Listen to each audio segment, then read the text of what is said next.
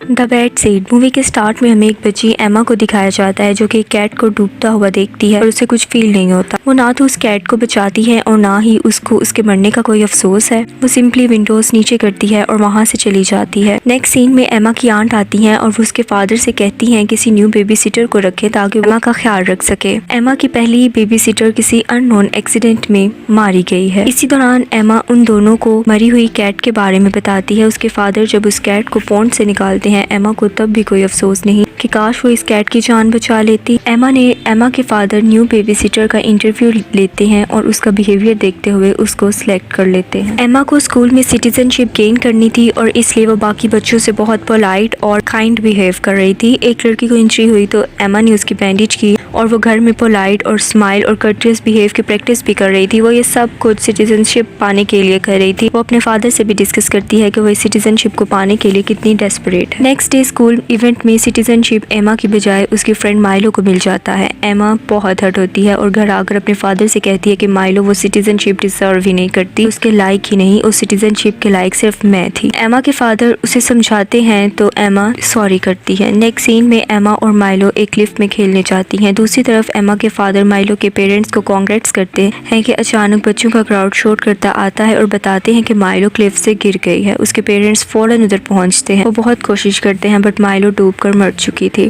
उसको CPR treatment भी दिया जाता है बट वो नहीं बचती। एमा घर आती है और आज से उसकी न्यू बेबी सिटर ने भी ज्वाइन करना था। वो बेबी सिटर एमा के फादर की मेडिसिन देख रही होती है। एमा को लगता है शायद ये चुराना चाहती है। एमा बहुत एरोगेंटली अपनी बेबी सिटर से कहती है कि तुम मेरे फादर की मेडिसिन क्यों देख रही थी और अगर तुम्हें इस घर में रहना है तो तुम्हें वो सब कुछ करना पड़ेगा, मैं कहती हूँ, और कोई भी बात मेरे फादर को नहीं बतानी पड़ेगी। बेबी सिटर को ये सब कुछ बहुत अजीब और बुरा लगता है। नेक्स्ट डे सब माइलो के फ्यूनरल पर जाते हैं। सब रो रहे होते हैं। एमा भी एक्टिंग करती है कि उसको माइलो के मरने का बहुत दुख है। इसी दौरान माइलो के पेरेंट्स एमा के फादर को बताते हैं कि उनकी बेटी का मेडल नहीं मिल रहा जो सिटीजनशिप पर मिला था। एमा के फादर घर आते हैं तो वो लॉन्ड्री के लिए कपड़े इकट्ठे कर रहे होते हैं कि उन्हें वो मेडल मिलता है और यहाँ पर उन्हें फर्स्ट टाइम एमा पर शक होता है। एमा के फादर उससे पूछते हैं तो वो कहती है कि ये मेडल माइलो ने मुझे खुद अपनी खुशी से दिया था, इसलिए ये मेडल मेरे पास है। मिस एलिस पुलिस के साथ एमा के घर आती हैं और वो कहती हैं कि कुछ बच्चों ने एमा को माइलो के साथ क्लिफ पर जाते देखा है और हमें एमा पर शक है। एमा के फादर उसे बहुत प्यार से पूछते हैं कि क्या तुम माइलो के साथ क्लिफ पर गई थी।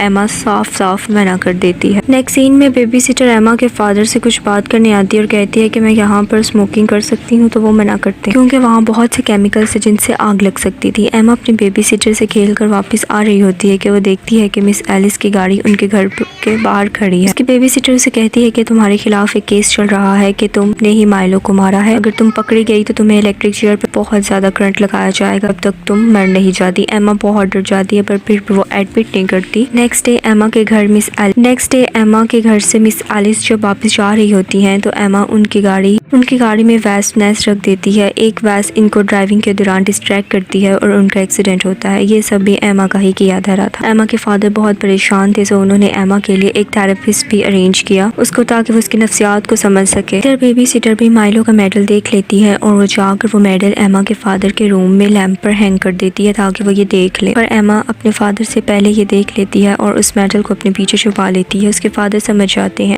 वो ये मेडल माइलो के पेरेंट्स को वापस करने जाते हैं। माइलो की मदर मेडल को रिसीव करके बहुत कंफ्यूज होती हैं। इतने में माइलो की मदर को कॉल आती है कि मिस एलिस की कार एक्सीडेंट में डेथ हो गई है। एमा फिर से रोने लगती है और कहती है कि मुझे ये टीचर बहुत पसंद थी, ये तो मेरी फेवरेट टीचर थी। जब वो दोनों बाप बेटी बाहर आते हैं तो एमा बहुत खुश होती है और बिल्कुल नॉर्मल रिएक्ट करती है और कहती है कि मैं घर जाकर आज कुकीज बेक करूंगी। एमा के फादर ये सब देखकर बहुत हैरान होते हैं। वो अपनी वर्क प्लेस पर आते हैं और वैसनेस जो वहाँ पर मौजूद था उसको गायब देखकर समझ जाते हैं कि ये भी एमा का ही याद रहा है। एमा की थेरेपिस्ट आती है और एमा बिल्कुल नॉर्मल बच्चे की तरह रिएक्ट करती है क्योंकि वो बहुत तेज थी और अपनी चालाकी से थेरेपिस्ट को भी पागल बनाती है और बिल्कुल नॉर्मल डिक्लेयर होती है। जो कि बेबी सिटर है एमा से कहती है कि मैं तुम्हारी स्टेप मदर भी बन सकती हूँ क्योंकि तुम्हारे फादर मुझे लाइक करते हैं। ये सुनकर एमा गुस्से से भर जाती है और अपने फादर से जाकर अपने फादर से पूछती है कि क्या आप बेबी सिटर को पसंद करते हैं। उसके फादर कोई जवाब नहीं देते और वहाँ से चले जाते हैं।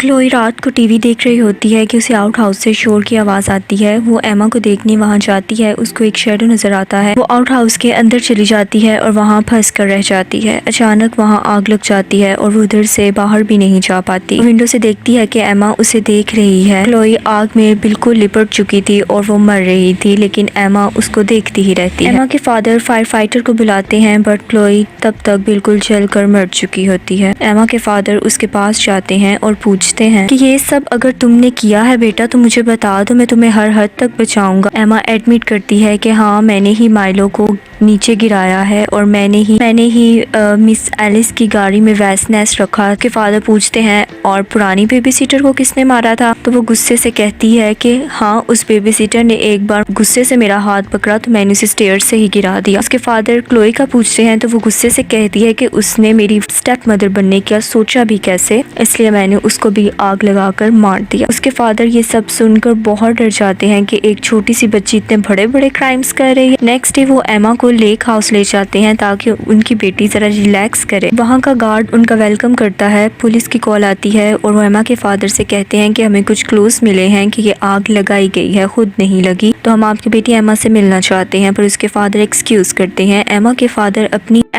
अपनी गन को देख रहे होते हैं जो कि वो प्रोटेक्शन के लिए लाए थे, और उसे देखते हुए सोचते हैं कि मैं इस गन से किसी भी सिचुएशन को हैंडल कर लूंगा। एमा पूरे घर के डोर और विंडोज बंद कर देती है जब उसके फादर सो रहे होते हैं और गैस ऑन कर देती है ताकि उसके फादर दम घुटने से मर जाए। उसके फादर गैस की स्मेल सेंस कर लेते हैं और सोते हुए अचानक उठ जाते हैं और वो देखते हैं कि एमा बाहर है, तो वो समझ जाते हैं कि ये अब मुझे भी मारना चाहती है। पर वो उसे बहुत प्यार से अंदर लाते हैं और पूछते हैं कि तुमने ऐसा क्यों किया। वो कहती है अगर आप मर भी जाएं तो मुझे कोई फर्क नहीं पड़ता, क्योंकि मेरी आंट है जो कि मुझसे बहुत प्यार करती है और मेरा बहुत ख्याल रख लेंगी। रात को उसके फादर जब सो रहे होते हैं तो एमा उनको दोबारा शूट करने आती है और उनके सामने खड़ी थी, पर उसका निशाना गलत हो जाता है। उसके फादर की जान बच जाती है और वो उठ जाते हैं। वो गन खींच लेते हैं एमा से। एमा फौरन 911 को कॉल करती है और उन्हें कहती है कि मेरे फादर मुझे मारना चाहते हैं, प्लीज हेल्प मी। इतने में गार्ड भी गोली की आवाज सुनकर आ जाता है। एमा रोते हुए वॉशरूम में छुप जाती है। एमा के फादर गन उसकी तरफ पॉइंट करके खड़े थे और गार्ड एमा को बचाना चाहता था, क्योंकि जाहिर यही हो रहा था कि एमा विक्टिम है और उसके फादर उसे मारना चाहते हैं। एमा के फादर ने ये सिचुएशन देखकर खुद को ही शूट कर लिया और एमा ने अपने वालिद को अपनी आंखों के सामने ही खो दिया। नेक्स्ट सीन में एमा की आंट उसे गले लगाई दिखाई जाती हैं और वो उसे बहुत प्यार कर रही होती हैं और कहती हैं कि तुम्हारे फादर ही एक सिख आदमी थे जो तुम पर इतने घटिया इल्जाम लगा रहे थे कि एक छोटी सी बच्ची भला इतने लोगों का मर्डर कैसे कर सकती है। और यहाँ पर ये स्टोरी खत्म हो जाती है। If you like this video then subscribe our channel for more. Thank you.